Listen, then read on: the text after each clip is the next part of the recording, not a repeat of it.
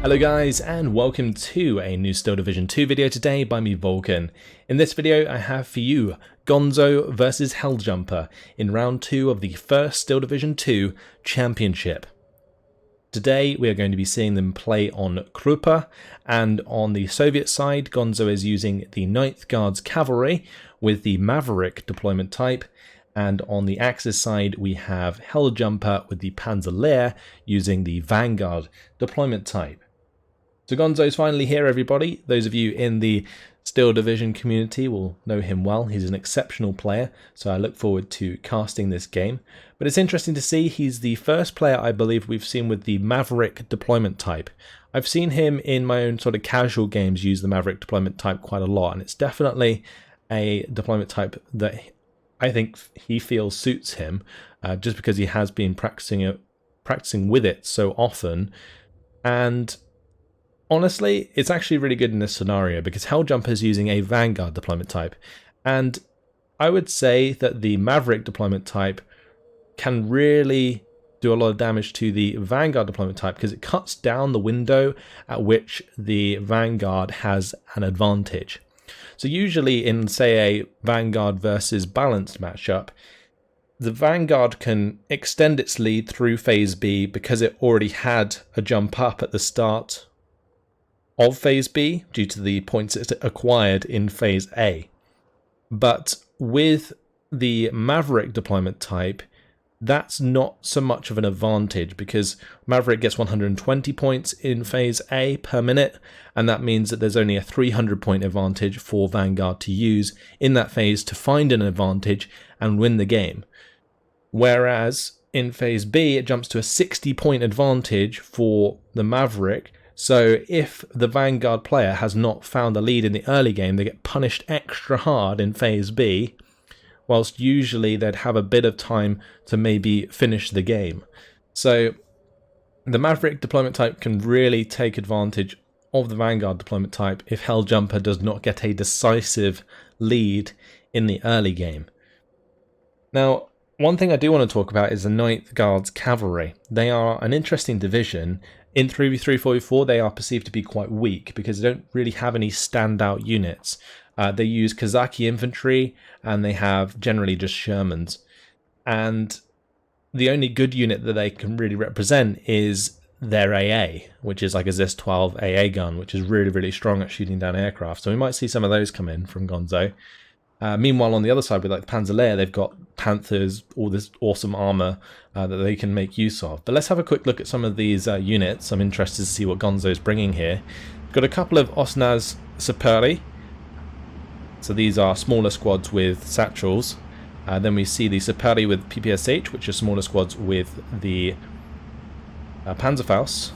Then we got Osnaz Sniperi, which is the sniper, and then we got the 45mm AT gun there, Osnaz Recon, and then behind that a bunch of Kazaki SVT. Now these are really cheap infantry squads, great value for money, and strong at medium range. Behind those, a couple of Shermans and a Command T-70. For the center, it's going to be a couple 45mm, but let's pay attention to this bottom side engagement. Puma and 2341 here for Heljumper, alongside a Panzerschreck and a Panzer Grenadier. Another Puma further down, Pioneers on their way. The Osnaz Saperi in position. The 2341's going to reveal those. That has no AT, so nothing much to be done there for the Osnaz Saperi except run. And that's exactly what Gonzo tries to do, except he does allow that squad to die by doing so, and also Kazaki got shot in its transport there. Now this isn't a good engagement for the Puma. 3 tanks here engaging that Puma at range, definitely going down, but these Kazaki on the road are certainly taking some punishment, and these troops that have pushed over the bridge are in a awkward position.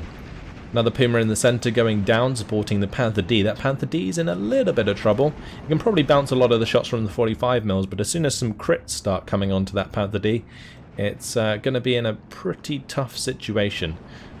Saperi PPSH trying to push up here. Panzer Schreck in cover. Will do a lot of damage to an infantry unit that is not, especially a 4-man infantry squad, so they actually get the better of them there. Panzer Grenadiers also helping out with the Saperi PPSH. 2341's doing a runner as it has a gun jam, but we do see the Panzer Grens getting pinned down there by the shots coming in from the tank, and the Panzerschreck has been taken care of, which will allow Gonzo potentially to start pushing through here with his Shermans, because he's going to be a lot more confident. He also has the Kazaki now crossing the river, pushing into the Pioneers, and he'll definitely outnumber that squad. Now on the top side we do see 2 more Pumas from Heljumper, the Panther D, the Pak 40, and the Panzergrens. Panzergrens have also approached the Kazaki PPSH and VZ Vod up there. A lot of infantry guns actually from Gonzo, but looks like for the most part Gonzo's just spread out with these OB-25s and 45mm, supported by a few Kazaki squads and the Kazaki SVT, in order to defend the places he's not going, and then he has this small contingent of armor with his main infantry force pushing through the bottom side. And I think on this map, Krupa, it's very, very important to get over one of these bridges early, because otherwise this map can turn into a real stalemate. But as the Panzergrens try and push up there, which I'm not even sure they did try and push up, I think the Kazaki just jumped building, and they absolutely demolished the Panzergrens at close range, since they have 8 PPSH submachine guns, whilst the Panzergrens only have, I believe, like 1 of their own. Yeah, 1 submachine gun. They do have 2 machine guns though, which is pretty big. Anyway, 45mm here is in a really nice position. Gets the gun jam first shot onto the 2341. That's going to be another gun jammed SPW 2341. Panther D in position is taking shots now at the Sherman there. Will find the kill.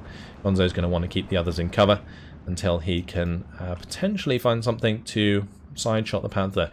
Facing a Panther head on is never something that a Sherman's going to want to do due to the amount of armor they have, but I guess at like 200 to 300 meter range the Sherman will have some penetration that they can maybe make use of, but this Panzergun is going to get better of the 45mm most likely. The Kazaki SVT, they are decent at range, especially at this range, the 500 meter range where they can make good use of their SVTs. They do also have the veterancy coming from the T-70. We can't see the command circle because we are watching this in the special viewer. Combat has come up, so you can see they are now 2-star veterancy, and these Panzer Grenadiers may suffer at range over time. They are, however, supported by the Puma and the 2341, the Pak 40 shooting down from the high ground. These tanks are going to want to stay in cover. That one just got crew killed. Big hit. Massive hit, actually. Really good job. That's going to be a TU-2S coming in for Gonzo. Gets one of those in Phase A on that card. And he's going to be using that to try and pin down the Panther so that he can advance onto these other units. But with his Sherman being crew killed, I was going to say there's not much to kill that, but the bombs get the job done regardless. So that's a really nice bombing strike because it had already taken a couple hits. It had been damaged and the bombs did the job. So really, really good job cleaning that up by Gonzo. Another one going to be brought in quite sharp by Heljumper. These Panther Ds, they're actually pretty good value for money. 110 points is not too bad for what they offer, but you can see the numbers are certainly not in Heljumper's favour on this bottom side for the time being, and he struggled to make ground elsewhere in the meantime. Pushing into this town is going to be very hard with the Kazaki PPSH because I don't think Heljumper has really that many pioneers to push into that town. He's just brought in all of the pioneers on the bottom side, and this could actually be quite a big mistake from Heljumper. This is the perfect place to hold with Panzer Grenadiers, not with pioneers. So I would prefer to see Panzer Grenadiers in this defense, whilst the pioneers head to the top side and potentially help use the points invested here, because this is quite a large investment. You can see that Gonzo's invested like the 35 points on that AT gun, 40 points on the infantry gun, a couple units of infantry and the command, whilst there's 110 points in the Panther D here, 45 in the Puma, another 60 on the Pak 40. There's a lot more points for Heljumper on the top side of the map that he needs to utilize if he wants to kind of balance out the weighting on this map right now. Especially considering he should have the advantage in Phase A with the Vanguard deployment type, in theory, at least. Lag 3 going to come in with a rocket strike, does a lot of damage to the Pak 40 there, really, really good job. Going to stop that from doing any extra damage to any armor that comes his way. Also, the Pak 40, of course, was using its HE shells on the infantry, but has a limited amount, only has 1 left at the moment. The Puma here, let's just have a nice zoom in and watch these fire away the poor Kazaki at the bottom of the hill. These are getting beat on, as Gonzo's just allowing them to be chewed up there. The IG-18 moving forwards. Looks like the Pak 40 was dealt with. Going to see an Opel Blitz munition come in, provide more HE shells for the Puma, as well as fix the gun jam for the 2341. Not necessarily a super bad choice of the Opel Blitz coming in, but maybe a bit premature since the Panther D is here and hasn't suffered any crits so far. Anyway, the tank here has been recovered. I believe that was crew killed, and these cheap supply vehicles that the 9th Cavalry can bring in are actually really nice. So good use of that by Gonzo. Whereas like an Opal Blitz I think costs 40. Yeah, these cost only 30, so that's a nice little change there. Good kill from the 45mm. Does manage to take out a transport which hovers in front. Gonzo really piling on the pressure on this bottom side. You can see all of his reinforcements coming in here. He's now bringing up a mortar, I would assume to give him some smoke more than anything, so that he can start to move up more with this infantry that he's bringing in, as well as the Germans. So 45mm going to be taking some shots at the Puma. IG-18 will be able to open up though onto that 45mm. Sniper though, is it in range? It is, yeah, the sniper's in range, so that could certainly do some serious damage to the IG-18 if it is not targeted itself. However, with the 45mm moving in front of the sniper, it might be a nice 2-for-1 for Heljumper in terms of pinning them both down. The sniper's already going to work. You can see 3-star veterancy, great rate of fire added by that veterancy, and it looks like the IG is going to be killed. Nicely done. Good support there from Gonzo's infantry. The Sherman takes out the half-track, and now Gonzo's going to continue. Now, I'm not a massive fan of the use of Pumas. The amount of Pumas we've already seen die just says like how unreliable they can be.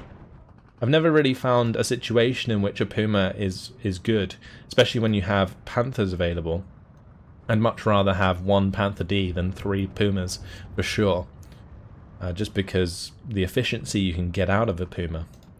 And yeah, well, Heljumper's got his Panther Ds coming in, which is great. So all he needs to do is just got to blunt this push from Gonzo, and eventually he'll just have too much heavy armor for Gonzo to deal with. The trouble is, Gonzo won't let things go that easily, of course, and he's got this bombing strike coming in onto the Panther D right now. Doesn't actually get the kill this time around. Lag 3 takes down the recon aircraft with Heljumper, but the Focke-Wulf 190 replies with the kill onto the Tu-2S. So, not too bad, but the Panther D is being forced back for now. Another one is going to instantly replace it, and that's a transmission destroyed M4. That's going to go down very quickly indeed. T-70 taking shots at the Pioneers on the top side. Meanwhile, though, Gonzo's infantry is moving forwards, and I think this is where the disparity is going to show in Phase A. Heljumper's got these 5 units of Pioneers, probably got this 1 card of Pioneers on his deck, and, well, they're all in the battlefield. One of them, I think, has already been killed. So until Phase B, which has just come about, he's not going to have any more Pioneers. I'm just hoping he has more Pioneers available in Phase B for close-range engagements. But ultimately, I want to see some Panzer Grenadiers here, because they can do more damage at this kind of range than a Pioneer squad would. Also, the fact that Gonzo himself is not really using many satchel charges makes it desirable for Panzer Grenadiers to win these engagements, because even at close range the MG42s can do a lot of damage, and that's something that has come up in the community, that Panzer Grenadiers maybe overperform more than they should at close range. But that is a huge kill with the 45mm, gets an APCR shot into the side of the Panther D, finds the critical hit in order to get the kill there onto the Panther D. That is massive. Really, really good job.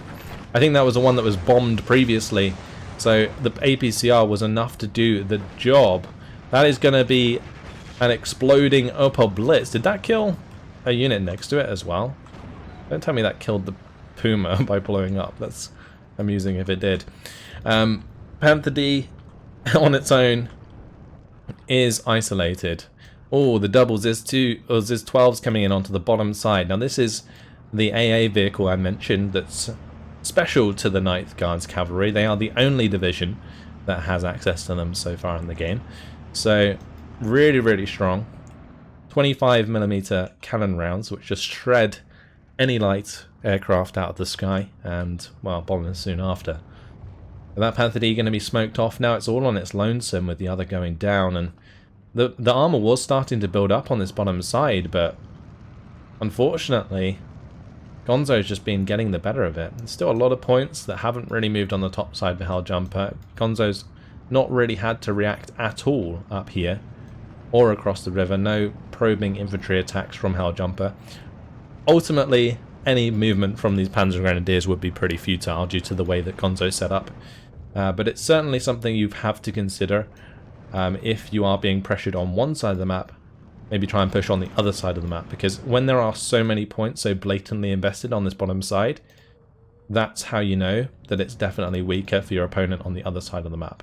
And with another Puma or Panther on this top side, supported by some infantry, there's potential for a couple of flags to be captured here, which would equal out the score. Because currently it is, of course, 14-10. Now, Lag 3 AT rocket plane coming in there, trying to get the kill onto the Panther D, doesn't quite do the job.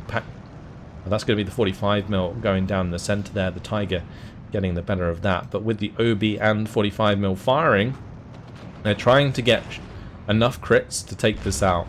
Unfortunately for those units in the frontal armor, that's going to be very difficult, but they might have just done enough to stress that, and the TU-2S coming in to capitalize on all those crits, since the Tiger will be very damaged from this initial engagement.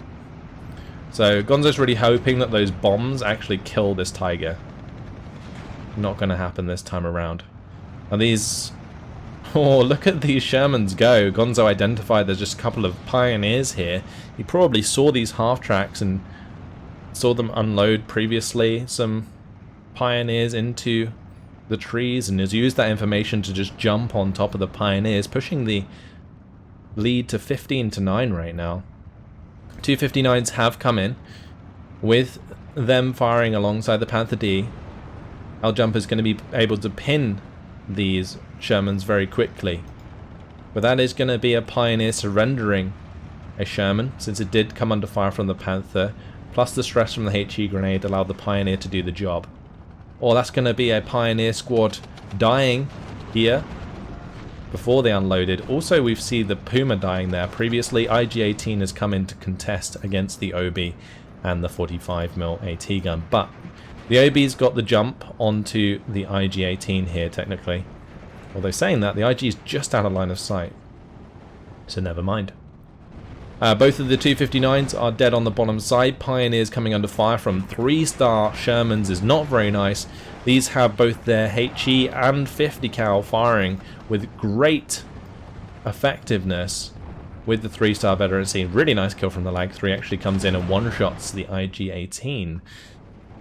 So it just seems like Gonzo has answers so far for everything that Heljumper is bringing.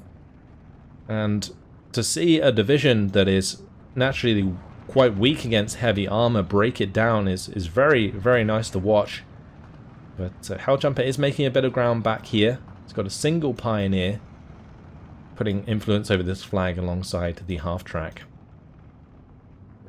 Now that mortar trying to break down any infantry that were ahead of the Pioneers. But it seems like actually so far Heljumper has kind of cleaned up a lot of the infantry that initially advanced. But I don't think many points have actually been invested into more infantry from Gonzo since. He's just been bringing up the armor.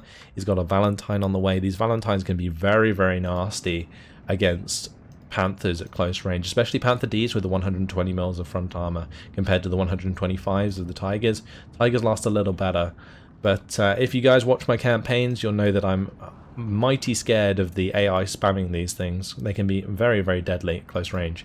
Lag 3 coming in for the rocket strike onto the Panther D. Not going to find it. It looks like the Panther D was slightly out of line of sight as the Lag unleashed its rockets, and so they kind of missed. They did give the stress onto the Panther, which Heljumper is going to have to be worried about as that moves up, because there's now a ZIS-2 engaging at close range. Is the APCR shell going to do the job? It does get the turret stuck, but there is, of course, an Opal Blitz munition here behind. Actually, that was the replacement for the one that died previously. Or the double AA going to immediately destroy that. And also the Focke-Wulf surely going to go down very quickly indeed. Actually surviving longer than I expected it to, but it does go down. The 2 more aircraft destroyed on the side of Gonzo. ZIS-2 looking for the kills here. That's going to be a crew killed Tiger E and the Panther D on this bottom side. That is nasty. We got the Valentine hitting the Tiger whilst the ZIS-2 hits the Panther D. Now both of these might be able to be repaired, but ultimately Heljumper really needs to get some smoke in front of this Panther ASAP before these Shermans come up and deal a lot of damage. Does have a Panzer Strike and Panzer here, so smoke would be perfect right now for ambushing the Shermans as they try and take advantage of this position. And 2-3-4-1 there definitely needs to go down. 2-3-4 with the 20mm firing into the side armor of the units here can definitely cause a lot of punishment. Oh, the Panzer gets the gun jam, but will Gonzo allow that to survive for long? No, he will not. Uses the gun jam Sherman to surrender the Panther. Fantastic play there. Would have liked to have seen the 2-3-4-1 be invested into stopping that M4 push, because it's not really much point saving this if your Panther's going to go down. But the Pak 40 now coming in alongside another Panzer to prevent any further aggression from Gonzo. But he's done enough to take back this flag on the bottom side for sure, and he's got his Shermans now into quite nice position. But Panther D is coming up on the flank. These Shermans are going to be very exposed soon. The Tiger did get fixed, so that just needs to move forward slightly to engage, whilst the Panther D comes in and hits that Sherman from the side. In the centre, Zis-2 has replaced the 45mm, and that's going to be doing some damage to the Tiger, certainly dealing with a lot of stress. Still nothing going on the top side of the map. It's all on the bottom side. Gonzo just forcing Heljumper to react to every play he's making. Oh, and the Lag 3 comes in and gets the kill. That is nasty. Another Lag 3 going to look for the kill onto the Puma. These Lag 3s are, again, another unreliable unit, just like those Pumas are themselves. Mainly because their AT rockets are not as potent as, say, a Typhoon AT, for example. Anyway, Panther D is going to go down there. Looks like a big old bomb took that out. You see the Pak 40. It looks like it cleaned up one of the Shermans, the other one retreating into the light forest here with a gun jam and the engine damage. Verbal Wind now on this bottom side. That's going to tear through any aircraft that try and push forwards here. And one was already shot down by that Verbal Wind previously. We do see more Pioneers on the way. But as I mentioned before, I would like to see more Panzer Grenadiers than Pioneers in this position. Just because the infantry quality in general of a Panzergren over a Kazaki is so big, that Panzergrens are enough. And they also allow you to support your tanks at range against things like Zis-2s. Whilst a Pioneer squad definitely doesn't have that capacity. But a lovely, lovely kill there from the Zis-2. 2-star veterancy with APCR. Takes out the Tiger. So that's going to be going down. And that's all the armor, heavy armor, dealt with on this bottom side again. I can't believe how well Gonzo has dispatched all of this heavy armor with a division that is notoriously known for having trouble with it. Now ultimately the terrain very much helps with that, and Gonzo getting himself into a position where he controls these trees early on has certainly helped out his case. And of course the Panzer Lehr doesn't necessarily have the best artillery, although I think they do get Panzerwerfers, so a Panzerwerfer on this area might be quite nice if he had the armor to make a push. But of course the armor needs to come in first, then he needs to afford a Panzerwerfer, and that's all very expensive, and that is one trouble with the Panzer Lehr and other Panzer divisions like it. The Pioneers and Panzergrens trying to get into position. Heljumper's going to try and make a little bit of a push here maybe in the center, but there is Sherman, T-70, loads of Shermans actually coming to the center of the map now. Of course, in Phase B, Gonzo has had the income bonus massively. You do see the SDKF Z7 here. It's going to take down the Lag. These Lags, another poor trait about them is they don't have much durability. The AA does get the better of them very well, but a Puma going down there for that one. Not a very good trade in itself, but those AT planes have already done plenty of work throughout the game so far. 259 is going to overwhelm this too, but there is the Sherman behind. Can the Pak 40 save the day? It does get the sight damage with its first APCR shell. Needs to find a gun jam. Oh, crew kill, even better. T-70, another good unit for dealing with these half tracks, but they will overwhelm these units over time if they get a chance to. Osnaz there using their bazooka to kill the half track, nicely done. Pioneer moving up to now engage these Kazaki. And you'll see that the Panzergrens here will just demolish Kazaki at range with those machine guns. The Pak 40 finishes off the Sherman this time around, but a big play coming in from Gonzo with the rest of his points in Phase B, straight into the center, and he's got to really go for the throat here. If Gonzo doesn't win, then it may allow Heljumper, with his superior armor and his longevity in Phase C, to come back. He's really going to go for the throat, and that's what he's going to do in the center here. Having taken out the Tiger previously, it's open ground really for the Shermans to push through, and there's just so many coming in. That's 5 Shermans, 6 Shermans with the T-70. This is going to be crushing, and also these Pioneer units getting hit on the move. That Pioneer is likely to go down. Surely one of these shots is going to hit. Gets bailed out, which actually saves the Pioneer squad because they are force unloaded. The Kazaki, again, getting overwhelmed by the Panzergrens as they push forwards with the 259 and the 251s. Lag's going to be coming in with the rockets onto the 259 there. Oh, and the Panzer Grenadiers. Interesting. Gonzo using these to actually pin down infantry. That is definitely something that AT planes are actually good for. That you don't see them used for very often. They're great at pinning units down. They really are. Like a Typhoon AT, you can pin down any unit with it, just because of the pure amount of power that those rockets have. Sometimes it can be deemed a waste, but in this case I think it was really good to just shut down the play that Heljumper was trying to make here. And it certainly weakened the infantry squads and allowed some of the Kazaki to get some decent kills in. Now the Zis-2s have more or less been dealt with on this bottom side. There is one that fell back. But I think the play we need to worry about for Heljumper is in the center here. Panther D from the top side is being reassigned to the center of the map to deal with this. But a Tu-2S going to come in with its bomb. And, well, that's looking to force this Panther D back for the time being so that the Shermans can get the better of it.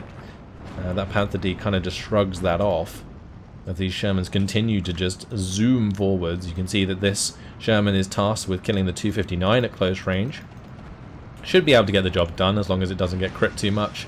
And this one should be able to kill the SDKFZ-71 as long as it doesn't get pinned down. It needs to stop and aim, otherwise it's just going to get surrendered or straight up killed. The HE that comes out of those SDKFZ-71s can be lethal, and we saw it just there. Usually these Shermans have decent aim time, but where the tank was turning, it was stopping it from the turret from getting on target. And so the SDKFZ-7 got the jump since it was stationary.